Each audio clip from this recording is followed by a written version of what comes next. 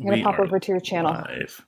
Yeah, if you could and find it and put it in the... It's easier, I think, for other people to find it. Every time I try and go to my channel to find it, it's like on some sort of delay. Yeah, it's always that like awkward... Oh man, the like default thumbnail is me like falling into the chair.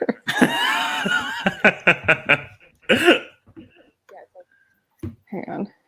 Okay, here we go. Back. Oh my gosh, I closed the Discord. There we go. Romance. Oh gosh, we're talking about this romance book.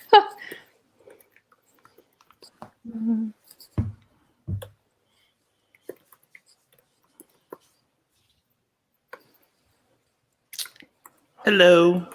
We're just stalling while we put the link in the Discord for people. So if anybody's out there, hello. We hope you're doing well. We hope you're having a wonderful weekend. April flew by. It really did. It was like the fastest month of my life. It's weird how the year always does that. Like it always, January lasts a million months and then... Mm-hmm. Okay, oh gosh, I've got both streams up. Let's not do that. That's weird.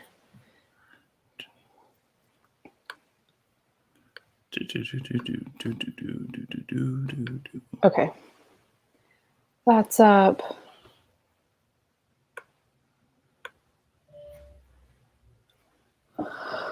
Oh, geez. I feel like I did so much running around this morning that I was like, oh, right. Hello, This Amy. is happening. Hey, Amy. Yeah, me too. I was running around to find my USB cable for my camera so that I could set up as a webcam. Yeah. And I was like, where is it? I was like literally losing my mind. And then I remembered that I had used it to charge my PlayStation controller like 3 weeks ago. Hey, Heidi. Hello. How's everyone doing? Are we enjoying our Sunday? It's been a very lazy Sunday over here. I'm very pleased with it. I just like, I'm that person that once I start doing something, I can't stop. And like, I woke up weirdly early this morning and continued on with all the crap I had been doing. And Hello, other Amy. I don't mean to call you other Amy, but other Amy beat you first. Yeah. Okay, so this is... Hello. So this is going to be like a raw, unfiltered conversation because me and Jessica did absolutely no warm-up for this. I have not shared my thoughts on this book at all. We were just like shooting the shit about other stuff. So. Not that I'm always prepared. Like, I think the first book club we did, like the first one, what was it called? A Memory Called Empire. I had like notes, like pages of notes. Yeah, same. And now I'm just like, just shoot the shit. Mm-hmm. Amy is getting an award for dedicated Genre Raiders book club member. We appreciate you. We see you. You are top notch. Please drive safely. Book club will wait. No, this is the most important thing in her life. We are number one. Like Hillary Mantel, like she's been busting through. Yeah, she has. Like Amy deserves all the reading awards. I can't even for that. Okay, yeah. So, do you want me to give like my description of the book? Okay. So this is a romance novel, and I would just like to say, like a true romance reader, I read this thing in a single day on my e-reader. I am basically a romance booktuber now. And so this novel, gosh, it's kind of hard to sum up. So it's about a young woman named Minnie. Her real name at the beginning of the book is known as Wilhelmina, some Pursling, I think her last name is. She is kind of on the periphery of genteel society, and she's been raised by her two very obvious lesbian aunts. You know that she has some sort of secretive backstory, but you're not really sure the full context of it. It is revealed fairly early on in the book that she, for the first 12 years of her life, was presented to the world as a boy by her father. But you're not really sure like what his motivations for doing that was or anything. But you know that if this secret got out, she would be ruined in society. She, in the beginning of the book, is promised in marriage to this pretty horrific man. And then she meets the Duke, the love interest, who is walking, talking sex on a stick. And the plot basically revolves around the fact that somebody has been distributing revolutionary pamphlets encouraging workers in these factories to organize and unionize. And suspicion has fallen on Minnie. And because of that, she doesn't want people to look into her past and discover the true secrets. So she's not the one actually distributing these handbills. And then, like, because she's like some super sleuth detective, realizes within the first 50 pages of the book that the person who's really writing and distributing these handbills is the Duke who's just come to town. And so now they kind of are at odds with each other because she wants to expose him in order to remove suspicion off of her. And he wants to continue writing these handbills and encouraging workers to unionize because of like wealthy guilt that he's been raised with. And then basically it's a march to Bangtown between these two. So what did you think, Jessica? Because this was your reread. So how did you feel about this one on like an initial reading versus the second reading? Yeah, I mean, I think I did say in Discord, like, this is not the type of book you want to reread. I felt differently about it the first time through than I did the second time. And I think the thing I really noticed for myself as a reader is that I read, say, fewer than 5 or fewer than 10 romance books a year out of, say, roughly 100. I really have to be in the mood for it. Like, I have to like know that on like a Sunday afternoon, I'm going to check out a romance novel and I'm going to read the whole thing in one go. And I was not in the mood to read this, and I read it for book club. Right, we have so much merch happening now for our book club. I think that's the second t-shirt we need to make. That I found, I didn't read it in one sitting. I read it over like a few days, and it felt like it was trying so hard to give weight to the story by introducing this like backstory of the Duke writing. And like, I don't know, trying to include things that would have been happening at the time, right? Like, industrialization is in full swing in England, and factory workers trying to gain more rights for themselves is like a period appropriate plot line. A Duke feeling guilty about his wealth and basically wanting to abolish the entire system of the aristocracy felt both super modern to me and sort of insane. Like, I think there surely would have been members of the aristocracy who felt uncomfortable with the privilege they were born to, who could see social injustice in some capacity. I don't know how many of them would be arguing that they should give up everything that they have and like join the masses in their poverty. So that felt like we needed, as a modern reader, we needed a reason to like love the Duke. Mm-hmm. And it just felt a little bit much. The reread for me in particular, I was just like flying through the pages to get to the end of the book because, like I wasn't in the mood for it. And I think you could spend so much time nitpicking apart the plot if you wanted to, but that's kind of not the point of romance novels. Yeah. So, what about you? Okay. First of all, I have to say I was impressed by Courtney Milan's writing. Mm-hmm. I thought she was crisp. I thought she was good at dialogue. I thought she was good at setting a scene, moving a scene along. So like from the perspective of like a commercial craft, this was not bad. You know what I mean? I agree. I found the plot excruciatingly boring. Yeah, I didn't care. I was waiting for Bangtown. Like I didn't care about the other details. It was like I found both the premise super ridiculous because the idea that she was able to decipher that he was the one writing these handbills so quickly based off of like a gut feeling. I mean, she tries to make it sound like encounter in the library. Well, when she says, you wrote in this pamphlet, you wrote about what the masters don't do, but you didn't write about what the workers do.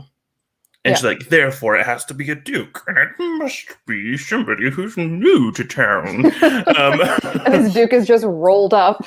Like, I was just like, come on. Like, it was so patently ridiculous to me. Mm-hmm. And then, so, on the one hand, I found the premise really ridiculous. And then, on the other hand, the stakes I just didn't understand the stakes of what was at risk here for these two characters. I mean, he admits that if he's discovered as the author of these handbills, he's going to face absolutely no prosecution, that nothing can happen to him. And then what? People are going to find out that you dress like a boy for the first 12 years of your life, and it's going to ruin your marriage prospects? Well, I didn't care about that because the person you were going to marry was like a dick. So ruining your marriage prospects is like what? What's the problem? You know what I mean? Like for me, it just felt like what so what even if you ruined your marriage prospects was going to be to be the victim of domestic abuse for the rest of your life. So who cares? So like on both of those levels, like I just did not understand what was at stake for these two characters. And also I didn't buy into the idea that if it was discovered that she had been raised as a boy for the first 12 years of her life, I didn't buy into the idea that this would have ruined her. It's a weird thing where I think they're trying so hard, and I see this so much in romance plots, whether it's in like, because I watch a lot of K-drama and they almost always have a romance subplot if it's not the main plot. And they try to have this like thing from the past where it's damaging to them, but really they were wronged, but can't say how they were wronged, and then have to like reinvent themselves, which is really handy in Korea when there's like 5 main last names and nobody actually knows who anybody is, but is less successful perhaps in English society. So it's interesting that, yeah, I felt like there was so much effort put into developing this plot, this backstory. So her backstory growing up as a boy, being like a chess dork is like her biggest crime, being really good at chess. And then, kind of his raising and his like really deep-seated fear of becoming his father. I understand that like there's a lot of plot that you're trying to make work here. And I think I did read 2 others in the series. Maybe I think there are 4, Ron was saying in Discord. And I think the 4th one is not focused on a brother. It's focused on the woman whose name I can't remember. Violet? Is that possible? Yeah, it is. Yeah. Yeah. So I've read a couple of others, and like the one I remember clearly is one that follows Sebastian, and it's all about science and evolutionary biology. And like, again, she's trying to pick an issue of the time period and build a whole plot around it, which I sort of appreciate. But I think I go into these books being like, this is a romance novel, and the point of the book for me is it should be the romance.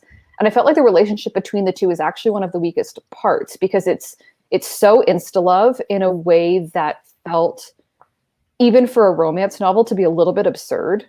Yeah. And so I just felt like there was so much trying to happen. And the book is not long. Like I think we were both reading in digital formats, but like the book isn't that many pages. So I considering think it was how like many, 280, my Kindle right? said, something like that. Yeah. So considering how many different, like, we're trying to get some historical accuracy going on here. We're trying to develop a whole cast of characters, because this, like most romance series, the cast is going to continue on through other books. So you want to spend some time on them.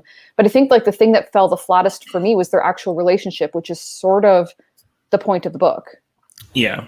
So yeah, the Zan made a good point here. The reveal of the backstory was just bonkers.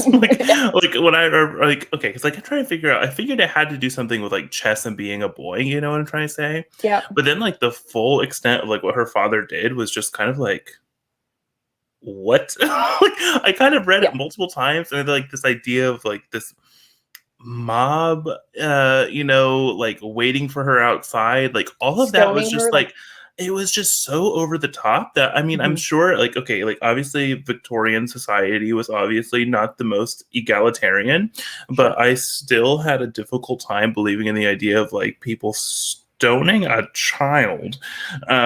Like, I don't, maybe there is some historical precedent for this, but I was just a little bit like, what on earth? Somebody of that prominence, you would think that that's a little odd, and maybe it's just one of those, like, the mob got out of control and this awful thing happened that now nobody talks about. Like yeah, it just. So. And then she reinvents herself and like has this secret identity. Like, what?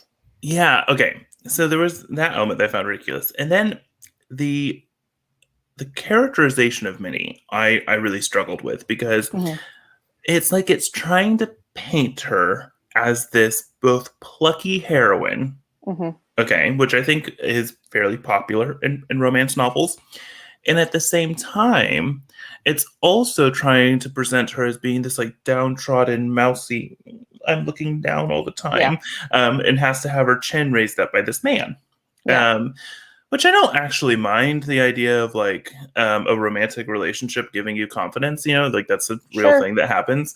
Yeah. But like I just felt like you can't have it both ways. Like she can't both be this like plucky heroine that's taking control of these worker hygiene council meetings, and like I'm afraid to look at people in public. Like it just like either she is like that or like it didn't make sense. Like I was like, No. why? Like why? Again, Where is too this much coming going from? on. Yeah. Like I don't know. Maybe like I said, maybe I am picking this apart way too much. But I was just like, what on earth? And then the romance between the two of them, I just was just like, okay, like Yeah.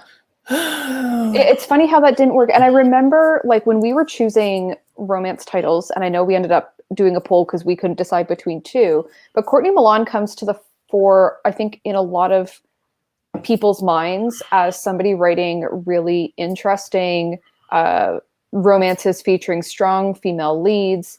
Like I think for a lot of years, romance had a really bad rap of being like not feminist in some way. And I think there's a whole crop of writers who are writing romances that feature like smart women. And the defining character for her really is smart women who are ahead of their time, who like can stand up to society in some way. But I don't know that it's super successful here. Like I yeah. just feel like the character was being drawn in too many directions and like was trying to be everything all at once. And I'm not going to, but I would have to go back and read the others in the series to see if the others kind of go the same route, because I feel like maybe they do. Well, it's interesting because I follow Courtney Milan for a long time on Twitter, largely because she's a big figure skating fan, which we won't go down that rabbit hole, but that's how I found her on Twitter, Mm-hmm. more than it was because of her books. And then I think from following her on Twitter, I was expecting a level of seriousness in her books that didn't actually deliver, because she is a former trial lawyer, Mm-hmm. turned romance novelist. She's very like she's a very serious person on Twitter in a lot of ways. Like she's not, the Like level a of zany character, yeah, yeah. no, like the level of seriousness in this book is the level of silliness in this book was very unexpected from like following her on social media. Um, and so I think maybe I was just going into it with like this idea that the relationship between these two characters would be a lot more serious and a lot more engaging, and also built up on something other than like a chance encounter in the library. Where again, like it is immediately apparent that he loves her for her boobs, as I think Amy Yeah, pointed out. yeah. Like, it goes so quickly without really knowing much. And all of a sudden he places her on such a pedestal that, she is outstanding to him, that she's smarter than him, wittier than him. Like there's not enough interaction between the two characters to really get to that point where You he know, would have a strong opinion of what she's actually like. yeah. And part of what is going to have to happen here, since I have last read a historical romance, I have read a number of contemporary romances. And I think the thing as a reader about going into these books is talking about the stakes, right? You have to, when you go into a historical romance, and this isn't even Regency, right? This is like 60s. So you have to buy into the idea that their social reputation and their social standing in society would be irreparably damaged should something go wrong. Whereas I think with contemporary romances, it's much easier for a modern audience to like buy in to some of the crazier plot elements of what the consequences are going to be or what the stakes are. And in this case, maybe I just, again, wasn't in the mood for it. But we've said before, and I think a lot of people in the chat agree, like the stakes here felt very low to both of them. And I think Courtney Milan, she does kind of bring it around, like when they're on their honeymoon in Paris and he gets word that it isn't actually him that's going to be in trouble for this. She kind of redeems that idea by recognizing that, like, okay, so he's not going to be the problem. Like he can't be touched, but somebody else can. And that's going to be where the tension is.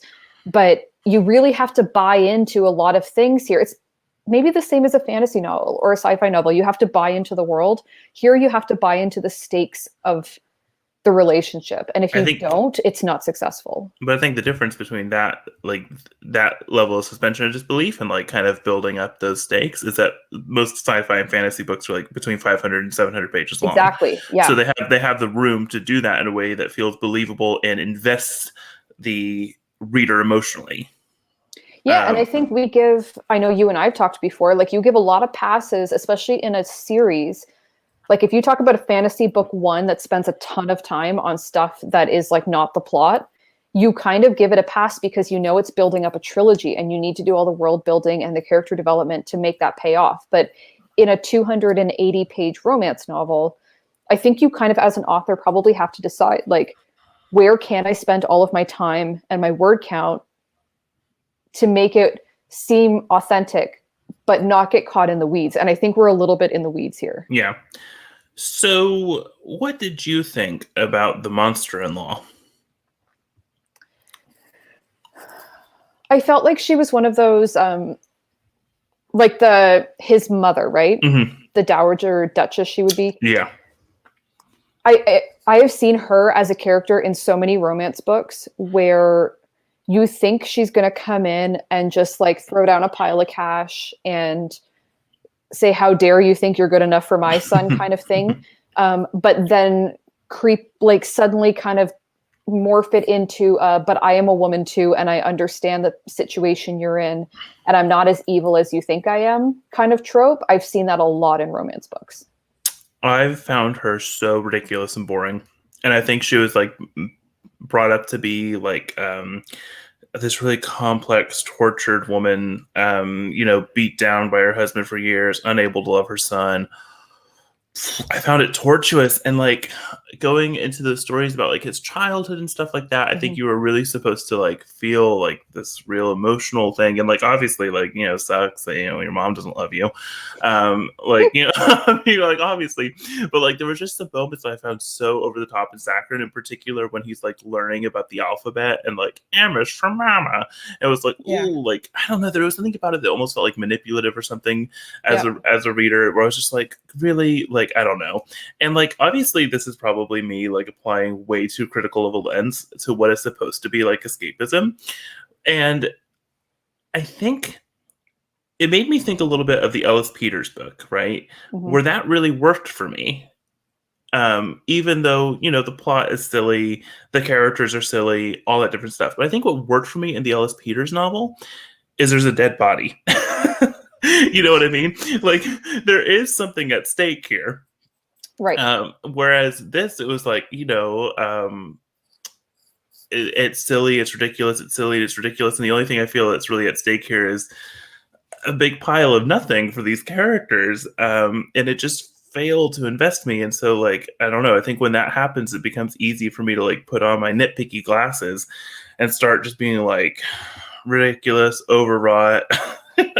Well, yeah, and I think that's what Ron was saying earlier, right? Like you're not supposed to read books with that level of scrutiny, but like the plot in this case sort of invites it because I don't think there's a lot of things I'm willing to suspend. And again, the first time I read these books, I was fine with it. I felt like I appreciated the fact that she was spending time including historical notes, like that she had clearly done some research and was trying to develop like an interesting plot. But I think she needed 400 pages to do it.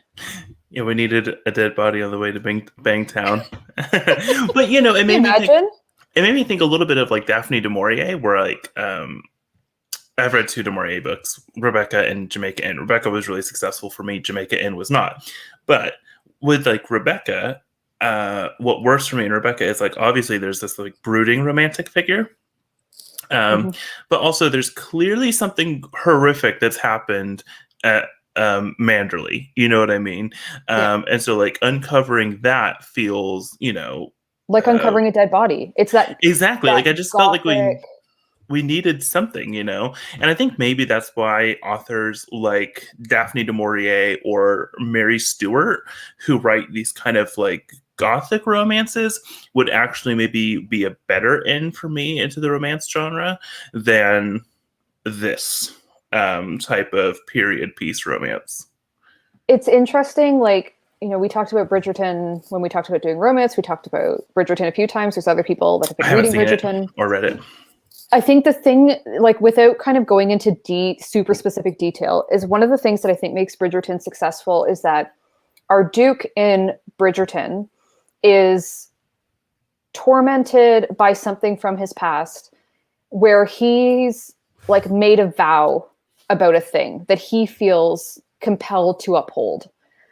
And he feels like he can't be with the main character, the woman, because of these tortured reasons. And so you get more of that like brooding, unavailable, but he's definitely interested, but is emotionally unavailable in some way. And we get that tension of him kind of fighting with himself about what he's going to do. And in this case, we've got a couple of comments about the Duke kind of not wanting to be his dad, not wanting to maybe move too quickly or something like that. But I think they're married at that point. So it just felt a little bit flat to me. Like, we don't get that great tension. And maybe some of it is just seeing it on a screen, because I haven't read the Bridgerton books. I've only watched the adaptation. And maybe some of that is just the way it was portrayed, and seeing, in my opinion, a great actor do good work on set of like portraying that in just his like his facial expressions and the way he acts, not necessarily always the dialogue. And then when it gets to scenes where he is actually articulating it through dialogue, it's even that much more gut punchy, because we've seen it like pass on his face so many times. But in this book, it just felt, lacking in angst, right? Like lacking in, he immediately gets to the point where he's like, I don't care if I'm a Duke, I'm going to marry this woman. And she's like, oh gosh, it's a Duke. Whatever will I do? I guess I'm going to marry him. Like, they get to the agreeing to marry so quickly. In fact, when it got to the point when they were like married and on their honeymoon, I was kind of like, where else is this book going to go? Like, what is the ending going to be? Is this not the resolution? And I think Ron saw kind of the same thing, like in the third chunk of 4, kind of feeling like the main plot, all the climaxy stuff was happening. And then what the heck was going to happen in that last quarter of the book? Yeah. So, speaking of like the last quarter of the book, how did we feel about when it finally did get to sexy time, and how the sexy time was handled? I remember there being more sexy time. This one was a bit of a, again, I think to Ron's point, some people don't like angst in their romance. I think in these cases where the stakes are about social norms and about kind of this idea that we have of this Victorian, like, kind of buttoned up, you know, like that's the way we think of the period, being really restrained and sexually very tame and whatever. There wasn't enough angst between them. There were a couple of moments before they get married where they're clearly both thinking the same thing. But I just didn't even care about those sexy time scenes. Like, I don't even remember thinking, other than, again, how organ. Did you guys see in the Discord I posted like the organ, the guy playing the organ real fast? Like, there's certain things that stand out to me, and it's typically how the author chooses to describe body parts, which I always find cringeworthy. I didn't find it, I don't know how you want to determine success here, but like, I didn't find it overly successful. I found parts of it cringy, but parts of it fine. It doesn't stand out to me in the way that other romance books have stood out to me, I think. It was more explicit than I expected. I warned you. In fact, like, I read Kushiel's Dart by Jacqueline Carey, and that book, like, the sexy times in that book is more violent, given the nature of, you know, it's about a BDSM prostitute. Yep.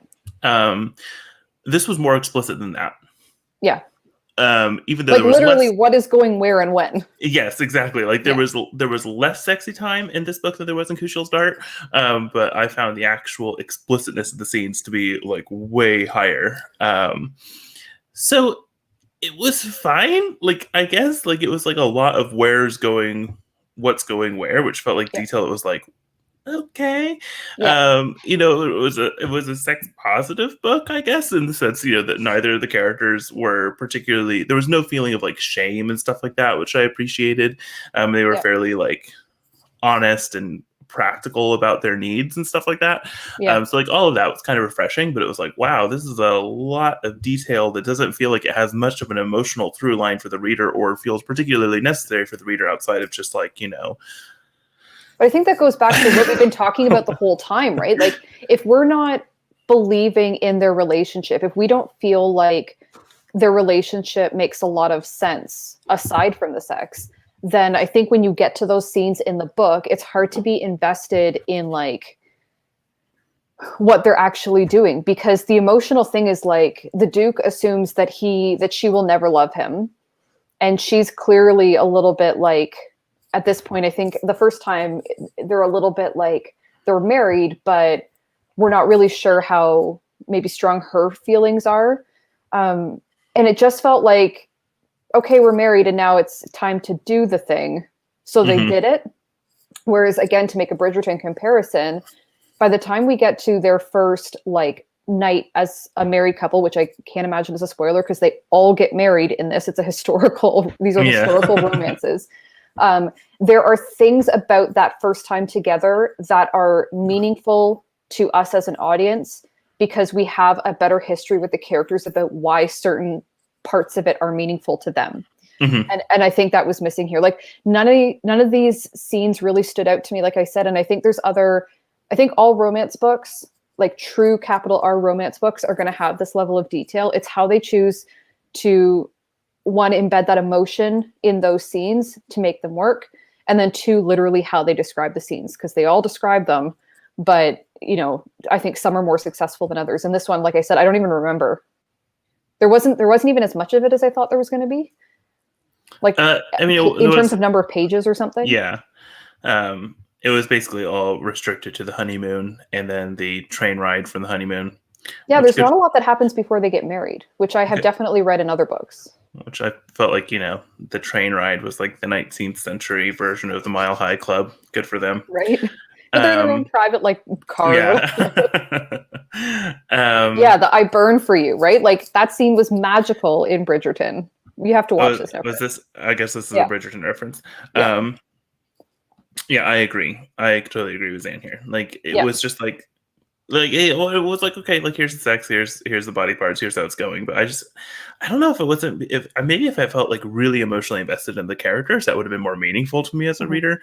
But like, I don't know, the whole thing was just kind of like, hmm, Yeah, those are and body parts.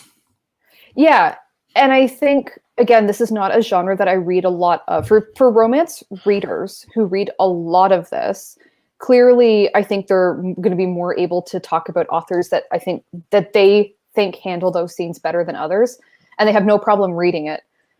There have been books in the past that I have read where I feel like they don't do enough of the steamy scenes. Hmm. Like they do the fade to black in Yeah, a book version, which really irks me sometimes because I feel like they've done so much effort investing in the emotional relationship between the two characters that not getting the payoff feels like we're being cheated. yeah. But in this case, like just none of it was there for me. Yeah, it just felt like choo choo. Yeah. Uh, it just felt like, yeah, obligatory is the word, right? It was, this is a romance book, and so we have to include these scenes. But there was nothing particularly exciting about them. Yeah, yeah. It was. I would have to say that this was probably an unsuccessful entry for me into romance on most levels. And I Um, wonder if contemporary would be different for you. Like, I wonder if, because there's a lot of things that are similar, mhm. kind of really contrived plot lines, a lot of tropes that get used over and over, like different social classes, or more popular now, I think, is more, they come from different ethnic backgrounds. Mhm. Uh, but there's a lot of overlap too. And I wonder if a contemporary romance done well would be better for you. You know what really Because pissed me off? I've certainly, well, go ahead. You know what really pissed me off contemporary romances? And this is going to sound horrible. It's the covers. They all anymore have the same animated looking illustrative covers with I the love them. pastel colors, Yep. and I just hate them. I love them. Because you And know what? I hate historical romance covers. I would rather have this. Okay, the cover for this one, which I wish there was a way for me to like show it on screen, but you guys know the cover. It was Yeah. very odd because it's like obviously this is 19th century, but like the gown and the Oh, the gowns are, hairstyle, they're yeah, very not accurate. 19th century at all. Like they're the No. most. It looks like someone going to a modern prom. Yeah. Um, They're it all was like very that. odd. Yeah. Yeah, Yeah. red white. So The I've heard. vectored covers. Red, white, and royal blue is amazing. I need to. I'll do it. Read that book. Chris, read that and report back to the group because Okay. it's so good. And it has a vectored cover, like Ron's saying. Like I know exactly the type of covers you mean. And I think the thing about them is like I really love them. And I still sort of do, but I hate that they're everywhere. I hate that that's the only kind of romance cover we can have now for contemporary. Yeah, it's very odd. I don't understand. I think maybe it's because they wanted to get away from the covers that you would like be embarrassed to have when you're at the waiting room at the doctor's office where it's like, some six-pack abs with a woman's hand running down them. You haven't even gotten into the like meta and kilts subgenre. Oh no, I might be happy with that Scottish one. romance, yeah. I think though, like talking more generally about the genre of romance, like at the library for sure, and I think this is like a overarching trend that happens is like romance readers flocked to ebooks. And I think part of it is that thing for some readers aren't going to care if somebody judges them based on what they're reading, like if the book cover is visible. But some people care a lot, and romance readers read so many of these books, and like they've also it's our number one genre in It's the library. best-selling genre out Yeah, there. I mean, like it's insane. it's insane how Because they read like they can read a book a day. yeah. Right? I mean, Like you have to be able to keep up. and we can laugh all we want at the romance genre, or people can anything like that. But at the end of the day, this is the genre that's keeping the publishing industry alive. Yeah. These imprints are making so much money because, like, we all might like the latest literary fiction novel and whatever in the women's prize list, but the fact of the matter is these books do not sell that well. Like the actual amount of people reading them is very low, and they can take years to write. They often do take years to write. Most romance authors are publishing at least one a year, if not like significantly more than that. So these books give publishers, they give publishers the time and the money to invest in riskier titles like literary fiction. I mean, it is the genre keeping the publishing industry alive. It's insane how much it sells. Like, I mean, and the thing is, because like myself included, I don't follow a lot of romance booktubers or a lot of romance social media influencers and stuff like that. You don't realize how popular it is, but it's insane. It's so much. Like, it's so much content all the time. And like, I love that title, The Hit Me With Your Bus, Scott. There's so many punny titles. And they're just churning these things out. And they go, like, even at a lower price point, they go. And I remember hearing, like, Harlequin has a whole range of series that there's, like, the love-inspired ones, which are more like Christian or Amish fiction. There's historical one, like there's a whole range of them. And to write for Harlequin, you have to follow their boilerplate. It is literally, these are the things, or these are the plot elements, or the story structure that you must follow to publish with us. And that's how they keep churning them out. And I don't think there's a problem with it necessarily, because it's pretty transparent what's happening. It's not like, oh gosh, somebody ghost wrote a biography or an autobiography of, like, it's not frowned upon. It's just how it's done.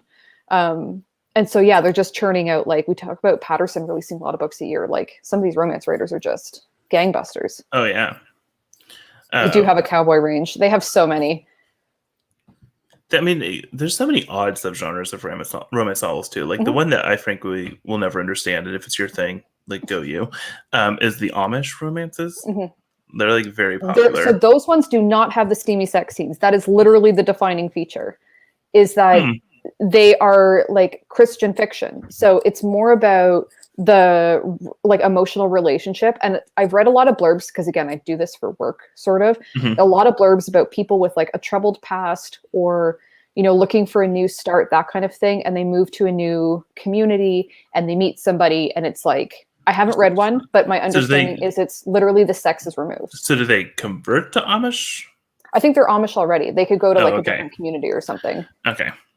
Yeah, Amy, that's the thing in Libby, right? Like, talk about libraries and where dollars go to.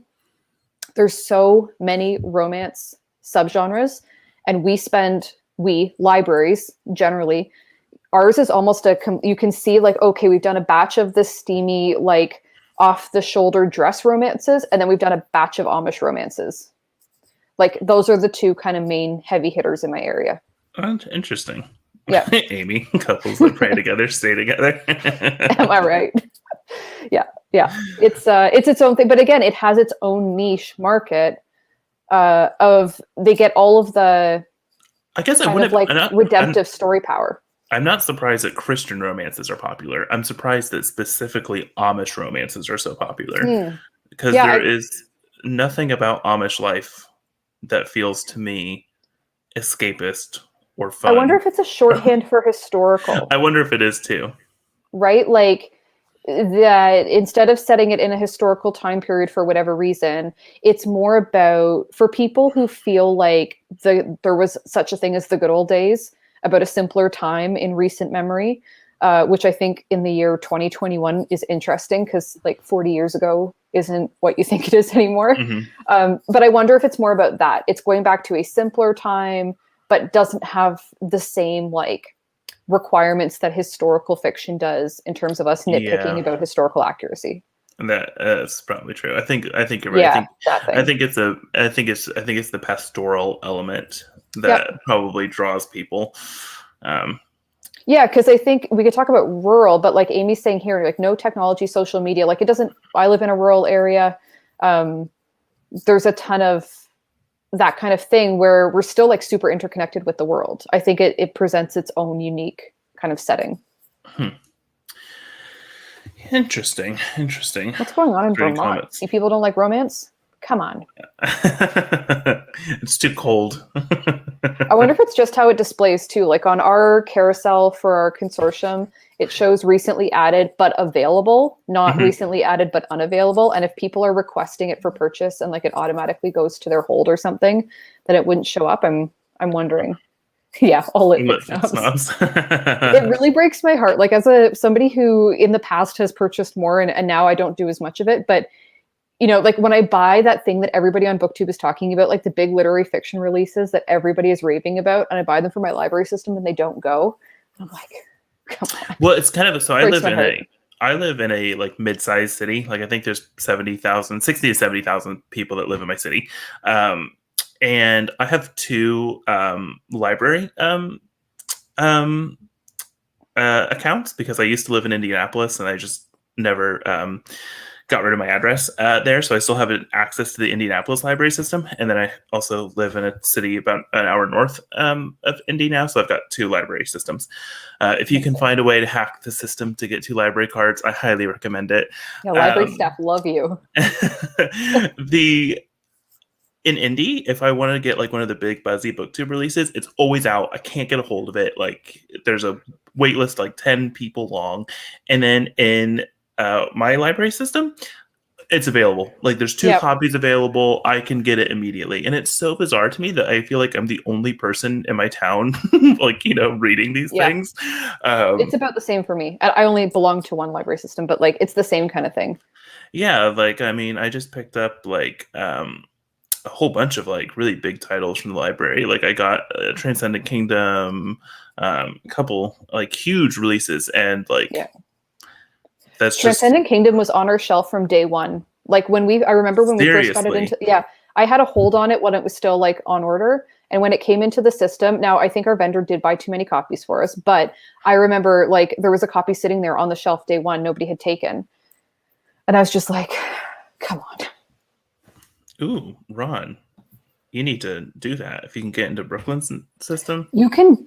The pro tip: you can almost buy into anybody's library system if you want to. Like my library system, if you want to pay the non-resident fee, you can have access to things. The only thing I would caution you check before you pay money is if you have access to that other system's digital collection. If we're talking about ebooks and audiobooks. Because if that's what you want access to, some libraries restrict usage for digital content. Huh. Yeah, you can. I think the fee to get into, because there's like one where if you buy the fee, you can like go to any library in the state of Indiana, and I think it's like $70 a year. So like I could do that and be a good person instead of just lying about my residency, but I'm not going to do that. Yeah.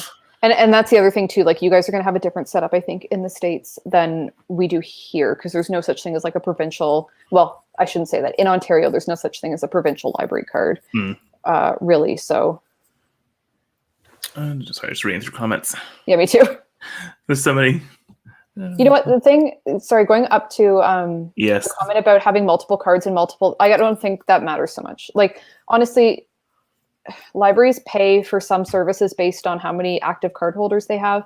But mostly if you're supporting your library and like using stuff and returning them and being like a good library patron, like the more the merrier. And isn't it true that maybe it's different in Canada? But I've heard before that like every time you enter the library, like it's just walking into the building, like counts as them justifying their budget to their community. Yeah, I think every library system probably justifies their like annual funding in different ways. We certainly do track our door counts when we're open. We're not open currently, but we do. But we track everything. Like our system would track how many people come in the building, how many people attend programs, how many books are checked out. You know, we track so many different things that that's not the only count, but I'm sure that most library systems count it and have it on record, whether they choose to use it or not. And again, the US may be different in terms of securing funding, especially in places where it's harder to maintain funding or to increase their funding. Okay. Yeah. Interesting. My library has been open for, and maybe it's because Indiana is not taking the pandemic seriously, but you guys all have vaccines already. Yeah. Well, we've been open like for in-person browsing since like July. We opened. So we reopened, like we went, so it's like a story of COVID. We went back and offered curbside like last May. And then we opened our buildings, I think in like August, and we're open until December. And then we closed for curbside, and we've been closed for curbside only for a while. We tried to reopen, and we were open for literally one day. It was April Fool's. I shit you not. Oh my God. We literally reopened because all the numbers, like our zone had changed its like severity level. And we're like, okay, well, we have to, like, people are getting mad now that we're not open because it looks like it's getting better. We were open for one day before the numbers spiked again and we had to close. Jeez. Yeah. So, yeah, Alberta's, Ontario's a COVID mess. Like give us your vaccines. Yeah, seriously. I mean, I've got you guys got AstraZeneca, right? Has that opened up for you guys yet? So it's for 40 plus. Okay. It hasn't been approved. It was recommended to approve for 30 plus, but it hasn't been adopted by the provincial government here yet. So yes, some people are getting AstraZeneca, and it certainly would alleviate the pressure on the Pfizer and Moderna. Okay. But we're still waiting. Like I'm considered like a retail, like I'm not the highest priority, but I'm in the second phase, and I still haven't received anything to sign up for my vaccine. It's just crazy because like in like the States, like they opened it up to pretty much everybody now. I think most states have opened it up to anybody over the age of 16, as what I think it is here in Indiana can get it. I've had my first shot. I get my second one May 12th. I think there's a lot of people like, following people in the US. It's one of those, it's that mixed bag. And I've talked to a number of people about this who are in Canada and are a little bit like, if we could just like, we have capacity to distribute, but we don't have enough of the vaccine. And I think for me, part of it is like anybody anywhere who's getting a vaccine is like helping out everybody else, right? Like there's no downside. It's a little bit frustrating sometimes. Like I see people in the States posting like, you can go anywhere. And like, there's so many vaccines that they can't even use them all. And I'm like, oh my God, it's so frustrating. Yeah. The patents on them right now are just obscene. It's just horrific. And the distribution of these things is really complicated. So like because like I work in pharmaceuticals. So I found online the Moderna's kind of storage SOP. just to be like, what are the storage requirements on this thing? It was the most intense storage requirement of any pharmaceutical product I have ever read in my entire life. So I am not surprised by how difficult it is to like Yep. ship them like places. Like Yep. I have never read a protocol that was like so obscenely strict. I was like, holy crap. Yeah, and I, like the thing about all of this has been like give people the benefit of the doubt. People are trying their hardest to do the best that they can, and it's really hard in the age of social media to not compare yourself to how other countries are doing or other areas. Mhm. Like in Ontario, I don't know about other provinces in Canada, but like it is chaos like each health unit, each region is running it sort of independently. So my health unit is far ahead of the rest of the province.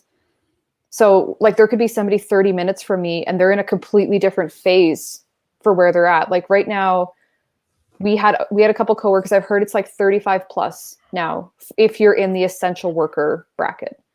So we are getting further down the list. But again, there's people in hotspot areas that they're still quite a ways away. And I know people in their 60s and 70s that aren't even eligible to pre-register yet. Oh, that's horrible. Yeah. Yep. We've taken a real turn here. Yeah, we have. We've got people in the chat though that have gotten their vaccines. Get your vaccines, people. We are low on AstraZeneca stock. Yeah, that too. The fatigue from the shot was real. I had the same. The Moderna shot really knocked me on my ass.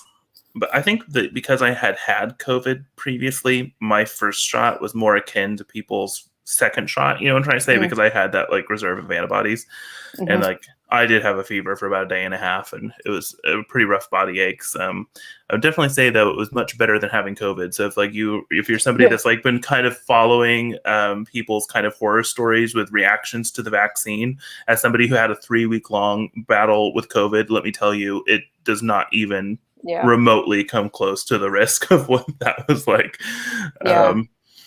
Yeah, and I think in Canada here, there's so much discussion about which vaccine to get because there is sort of a choice in that different groups are doing different vaccines. So you can go to like a drugstore or your local doctor's office if you're eligible for AstraZeneca and schedule an appointment for that. If you're not eligible for AstraZeneca or don't want it for some reason, then you are stuck in the big queue for Pfizer, Moderna. So at my age, I'm waiting, and because I can't get the AstraZeneca yet, I don't qualify, but I am still waiting on the Pfizer, Moderna. So it's one of those like some of my older friends have gone through this where they're like, okay, which one do I get now? Because now I have a bit of a choice. Do I wait longer or do I take the AstraZeneca earlier? So that's always an interesting, like, any vaccine is better than no vaccine, but we're in a weird kind of timing area here. Yeah. And the fact of the matter is, too, that we're going to end up needing booster shots. I mean, this is probably going to turn into one of those things where we need our yearly COVID vaccine. Really. So it's probably something we're just going to have to get used to. It feels like progress, though, right? Yeah. Everything feels like, kind of getting there. Yeah. And I mean, it's pretty amazing that they got these vaccines out in a year because the technology for them was completely, or at least I don't know if AstraZeneca is an mRNA vaccine, but for specifically the Moderna and the Pfizer are mRNA vaccines. I mean, the technology for that was widely theoretical for years. I mean, this is the first one. So I mean, the fact that they did that in a year is amazing. So it's some things to be thankful for, but the distribution is frustrating. Yeah, and I mean, we're talking really about like Western kind of countries, I think, are mostly represented here. So certainly the situation is very different. Clearly in India. Yeah. And then there's because I'm always following what's happening in like Korea in particular, but again, watching people in like Singapore and stuff going out for concerts, they have like shows to go to. And I'm like, wait, what? Like, that gives me so much anxiety. Yeah. It's adenovirus based. I don't know what that means. I have to look that up. Interesting. Very I don't know. interesting. These are the things that a year and a half ago, did any of us know how vaccines really worked? And now we have millions of people who feel like they're experts. Yeah. Joe Rogan. Right? Just like listen to the people who are maybe actually experts on this thing. Yeah. I can't turn my camera because it's all like mounted, but my dog is like barely on an ottoman. All 4 legs are like hanging off in weird. Oh my gosh. Do you want to talk about our next, to get back to the books? Yes. It's really funny because it is the Paper Menagerie by Ken Liu is going to be our next read for short stories. And interestingly, I am also reading as a buddy read with somebody else, The Hidden Girl, which is his other collection this month. So I'm going to be getting like a Oh. ton of Ken Liu short stories in this month. I'm really excited about this one. I have read a few stories in here already, and they are really good. So my favorite one was the title short story, which is called The Paper Menagerie. And it is probably my favorite use of magical realism in any short story ever. Interesting. I've not read any of these going in. I mean, I read the first 2 this morning, but like I haven't read any of them previously. Yeah. So Ken Liu was, before he became a epic fantasy writer, so his first like novel was The Grace of Kings, which is the gigantic epic fantasy novel. Sitting on my shelf. I haven't read it yet. It's been on my TBR for like literal ages. Yep. And he was, for a long time, a short story writer predominantly. In fact, it was kind of a joke that the Nebula and Hugo Awards just kind of went to either Ken Liu or Ted Chiang. You know, it was just kind of, it kind of bounced around between those two for years and years and years. And he's published a ton of short fiction. He's also a translator for speculative fiction from Chinese to English. So he's a really smart guy, and he's like a computer programmer. In real life, I'm pretty sure, or maybe a lawyer, one of the two. I don't know why I'm getting him confused now, but I'm pretty sure he was like a computer guy. So yeah, he's just like a crazy smart guy, and if all of his stories are like the ones I've read, it's going to be pretty amazing. I've heard that this collection is a bit more science fiction-y focused than the first one I read for sure was science fiction. And can I just say, has like achieved more in like 8 pages or whatever it was than the Star Trek writers' room seemed to achieve in like 50 years in terms of like creating interesting and not humanoid alien life. Blown away already. But yeah, sci-fi so far focused. Yeah. Oh, interesting. Oh, so good. The stories that I have read have not featured that yet. So thank you for the content warning, Heidi. Yes. Yeah, I wish more books published content warnings like in their fronts. I feel like young adult novels are starting to shift towards that, where they like publish those content warnings. I think for some reason there's like a real resistance to doing it in adult fiction, because I think there's this idea in adult fiction that like you're picking up an adult novel, you should just be prepared for whatever's inside of it. And I just think that that's really misguided, and you don't know what people's experiences are with these very real life topics and stuff like that. And also, like, how much does it really take? Like, we all know as readers, the first couple of pages in any printed book is full of crap you typically don't look that closely at. How hard is it to put content warnings in for people that want to look at them? Exactly. And the people that don't care are going to just turn right by it. Like, they're not going to look at it. Oh, yeah, I didn't realize that. Oh, yeah, that's true. I started doing the Storygraph like at the beginning of the year, and then have completely fallen off the wagon with it, so I forgot that they do that. Yeah, I think that it doesn't take that much. I think some people also think that like a content warning is a spoiler, which like if the fact that a novel includes something like rape or sexual assault is a spoiler, that's not a good book. If that fact ruins the novel, like. But again, if you don't care, like if you're a person who really needs like a content or a trigger warning for an issue, and are willing to look in a place in any book to see if that's there, then like I'm glad that information is there for you. And if you don't feel like there's any like me personally as a reader, I don't have a lot of problems reading about, say, rape or sexual violence. I find it really upsetting, but I don't find it upsetting in the way that some readers would. Mm-hmm. And so I just wouldn't necessarily go and look for the content warning. Like, exactly. Again, you could totally just skip it. If you are somebody that feels like the idea that knowing that the novel contains some particular type of violence, if that would spoil it for you for some reason, why? But if you do feel that way, you can just not look at the content warning. Like, I don't know why. And I also feel like there's also like this idea of like the word content warning being associated with trigger warning, which has just been completely hijacked by the right wing. I think that's another reason why publishers are resistant, but I wish that they would do that, because I don't think that we should have to rely we shouldn't have to rely on word of mouth amongst readers, or actually looking at spoilers to find out. Because I know you and I have talked a lot about trying to avoid certain kinds of content, or at least consider like what is going to be included in the book, and would that be too off-putting for too many people? Kind of, not that we've really had a lot of that, but like. It'd be easier for us if we could just find it easily written somewhere. Mm-hmm. without having to do a deep dive into reviews about the book we haven't read yet. Exactly. Anyway, this is going to be super exciting. I'm really looking forward to it. Thank you for posting the LeVar Burton reading. LeVar's having such a moment. He's having a resurgence. Yeah, I'm definitely going to be watching his week of Jeopardy. Oh yeah. Yeah. Very excited. Yeah. I love everything about it. So yeah, no, I'm really excited. And Ken Liu, he's one of those authors that, like I said, I have The Grace of Kings, but I haven't read it yet. Like I didn't ever get to that entire series, but had always meant to. I think I have read some of his translated stuff. The third novel in that series comes out in the fall. Is that the third and final, or third? Well, initially I thought it was going to be the third and final. I thought it was a trilogy, but then all the reviews I've been seeing from it, from like trade publications, have called it the next installment. Oh, geez. So I'm imagining that this is not the end. Because I would imagine if it was the end, they would have called it the final installment. Yeah.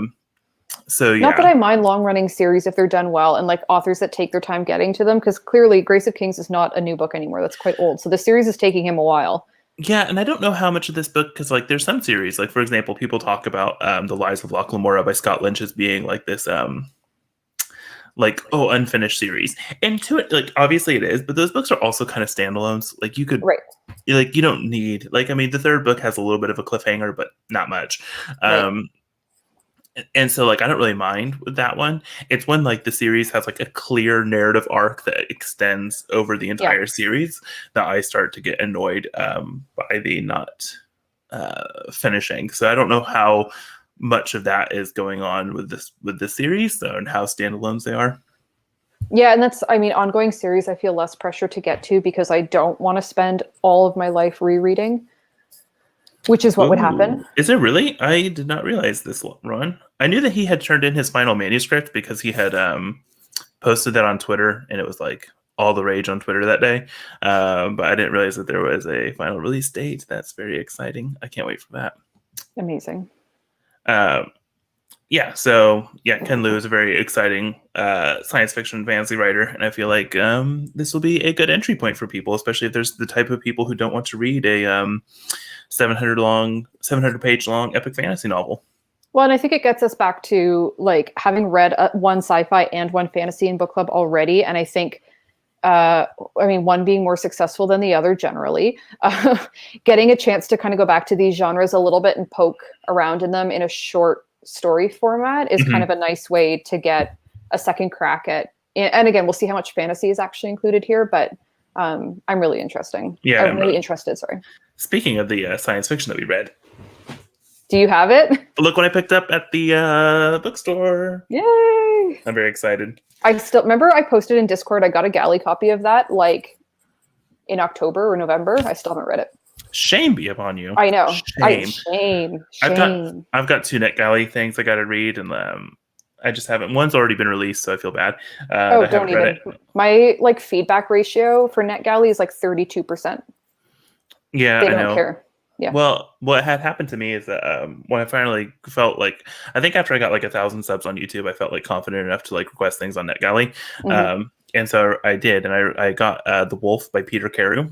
Right. And I despised that book. I thought it was horrible. And then I felt like really awkward posting the review and be like, this was shite. Especially because it was like a debut novel, you know what I mean? And it wasn't getting like a ton of marketing. And so I felt like really bad. And so I never put the review on NetGalley. And then I never asked for another one. So my like feedback ratio is like 0%.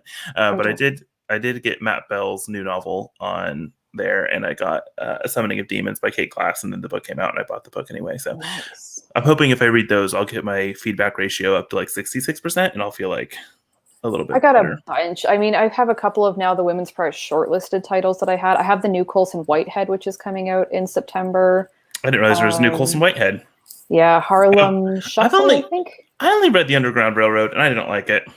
I didn't dislike it, but I didn't love it the way other people loved it. I like Colson Whitehead as like a person. I am excited about like what he's thinking about, if that makes sense. Yeah, so I'm curious to see what's happening. I want to read his zombie novel.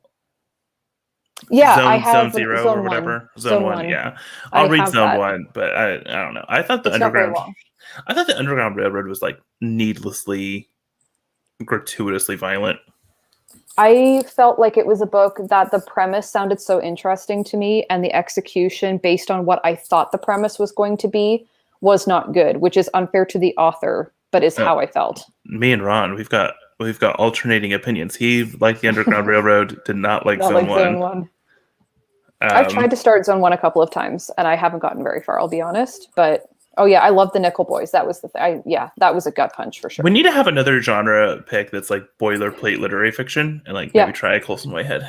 Yeah, we've talked about doing a lit fic pick, and it's so broad in a weird way. It's so hard. I mean, it's just difficult to say like what is literary fiction, because oftentimes like what literary fiction is, like for example, I just got done reading a book called A Crooked Tree about Una Mannion, which has a lot of elements of like a thriller novel, and like had it been marketed in a different way commercially, could have potentially been marketed as a thriller, but like it's not. You know what I mean? So it's like, it's weird. Maybe we'll pick something. We wanted to do Women in Translation for August, sort of. And so perhaps we could be a good month shoehorn that kind of. Yeah. Anyway. I agree, James. I agree. Some more science fiction. Anyway. Yeah. I'm very excited for this coming month. Very excited for short fiction, and it'll get me back into reading, because one of my goals for this year was to read a short story every single day, and I have definitely failed. But I've definitely been trying to read more short fiction this year. So I haven't. I have the Brian Washington short story collection that I am halfway through. Is that Lot? Yeah. Okay. Well, he's got that novel out there everyone was talking about, and then Washington or Memorial. His last name is Washington. Yeah. I heard really mixed things about Memorial, and so it kind of put me off reading a lot. So I'll be interested in seeing what you think of that one. I think there's a couple people I've heard that had mixed feelings about Memorial but loved Lot, which is why I started with it. And I think it's the same with, we're going to talk about it with this short story collection. I'm sure that not all stories are created equal, and the collection will be a mixture for everybody in different ways. I think so. What's interesting about this collection is that these are stories that he had published in over the years in different publications and magazines and stuff like that. And then the publisher kind of came together and like curated and made the collection. And I tend to find that actually those collections are stronger for me than somebody who like set out to write a short story collection. Yeah, I see what you mean. Because they can kind of, if they have like a backlog of like 50 stories and they're like, okay, we're going to choose the top 15 of these for a collection, versus like, I've made my first collection of 20 stories. You know what I mean? Like that tends to be a lot stronger. Yep, I agree. So I'm very excited. Yeah. Anyway, good talk. I think we can wrap things up. Thank you guys so much for coming. It was very fun. Thanks, everyone. Sorry I didn't love the book as much as we were hoping. We'll definitely return to romance and maybe even find like different romance subgenres.